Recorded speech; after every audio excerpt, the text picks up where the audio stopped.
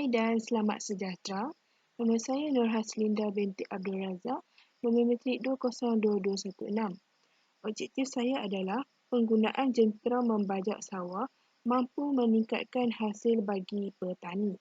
Jentera penanaman dan pembajakan adalah mesin yang digunakan bagi menggantikan tenaga manusia dan haiwan untuk meningkatkan produktiviti dan kualiti dalam sektor pertanian. Jentera terbahagi kepada beberapa jenis, contohnya jentera penanaman, pembajakan, penuaian, penyemburan racun dan sebagainya. Namun, saya akan memperincikan bahagian jentera pembajakan. Sejarah jentera ini bermula dari negara barat di mana peralihan kuasa dari binatang kepada jana kuasa yang digerakkan oleh enjin pembakaran luaran dan rangka traktor mempunyai kepala enjin kereta api kecil. Pembajakan ini merupakan aktiviti membolak-balik tanah bagi tujuan penyediaan tempat tumbuh bagi tanaman. Ia membantu pengawalan rumpai, kawalan hakisan dan kelembapan tanah. Pembajakan ada dua kategori, iaitu pembajakan utama dan pembajakan sekunder. Ini merupakan alatan-alatan membajak. Fungsi alatan bajak utama adalah ia digunakan untuk melonggarkan butiran tanah. Seterusnya, ia juga digunakan untuk menimbul sisa tanaman. Seterusnya, ia juga digunakan untuk mengawal hakisan.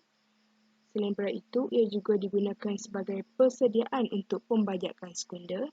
Seterusnya, digunakan untuk mengawal rumpai. Dan seterusnya digunakan untuk membunuh perosak. Manakala fungsi pembajakan sekunder pula, ia digunakan untuk memecahkan ketulan tanah. Selain itu, ia juga digunakan untuk menghancurkan tanah, meratakan tanah. Dan seterusnya, ia juga digunakan untuk menyiat ketulan tanah dan sisa tanaman.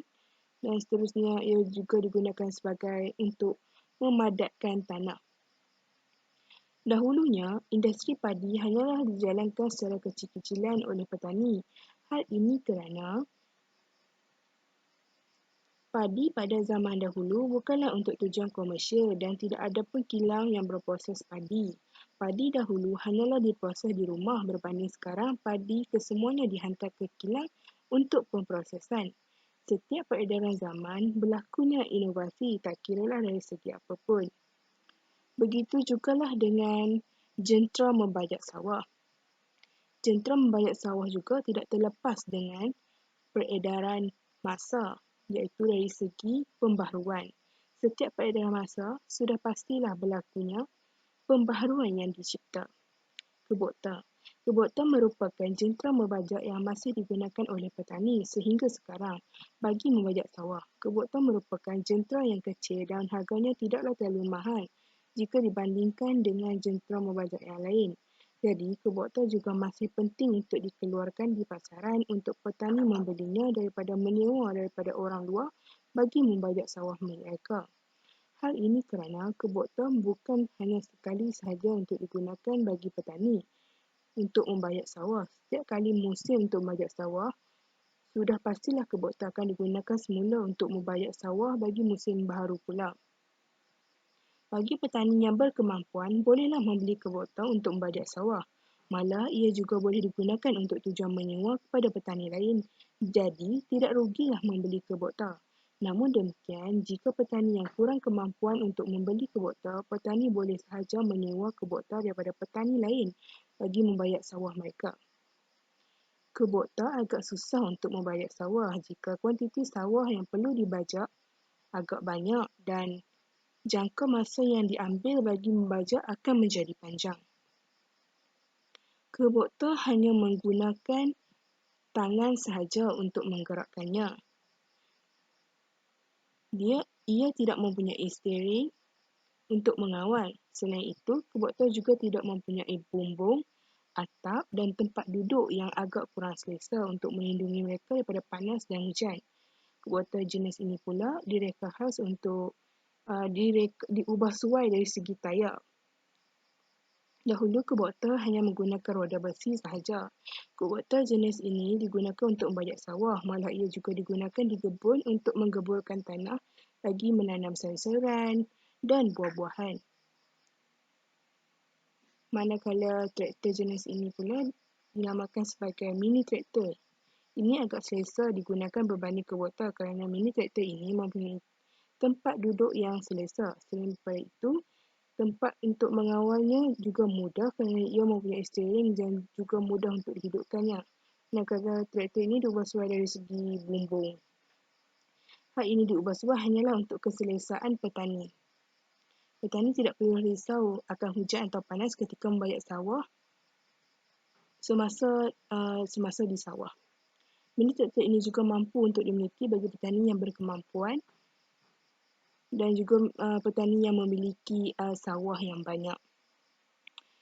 Traktor jenis ini pula bentuknya sama seperti traktor, mini traktor, tetapi ia agak besar dan ia juga memiliki 4 roda. Traktor ini dicipta untuk bertujuan untuk membentuk struktur tanah yang sesuai bagi pertumbuhan benih atau untuk semaian. Tanah yang padat diolah menjadi gembur sehingga mampu untuk menyerap air hujan dan memudahkan untuk perkembangan akar bagi benih padi. Selain itu, traktor ini juga mempunyai tempat duduk yang selesa dan steering yang mudah untuk dikawal. Seterusnya, traktor jenis ini juga mampu untuk meratakan tanah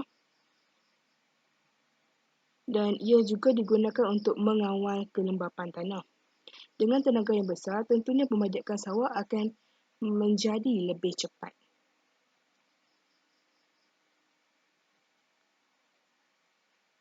Traktor ini direka khas untuk meratakan tanah bagi menjaga kelembapan tanah.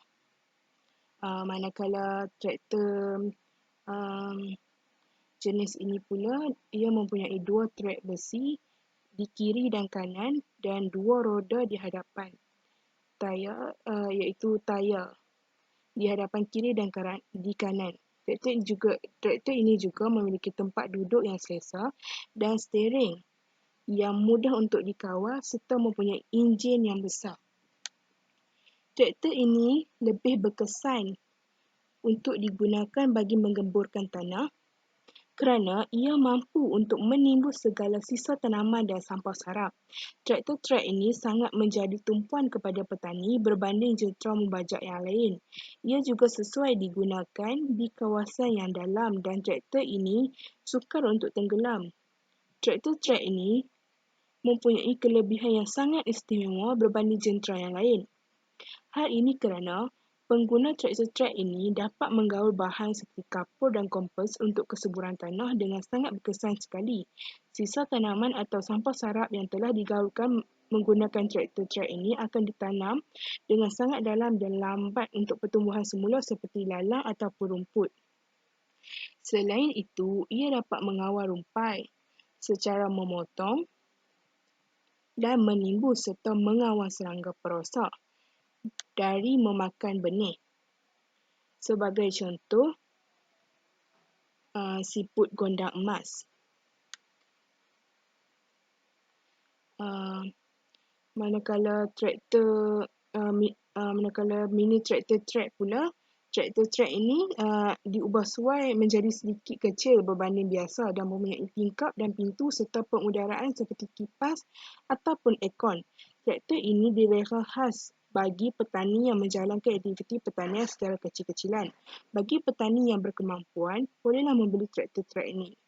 Akhir sekali, saya dapat rumuskan dari penggunaan jentera dalam kalangan petani meningkatkan hasil padi. Kebaikan yang diperolehi daripada menggunakan jentera membajak ini, ia dapat menjimatkan masa dan tenaga manusia. Selain itu, ia juga menjimatkan kos kerana kesemua jentera pembajakan menggunakan minyak diesel yang harganya murah berbanding minyak petrol dan minyak diesel ini tahan lebih lama.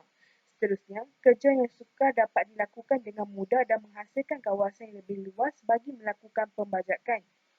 Oleh itu, petani yang memiliki kemampuan untuk memiliki jentera membajak yang telah saya perincikan sebentar tadi, janganlah berfikir panjang untuk membelinya kerana anda beli, anda yang untung. Jentera membajak ini bukan sahaja digunakan untuk membajak sawah, malah ia juga digunakan dalam pelbagai sektor pertanian. Anda juga boleh membuat sewaan kepada petani lain. Jadi, kata-kata terakhir daripada saya, laburkan duit anda untuk perkara yang bermanfaat.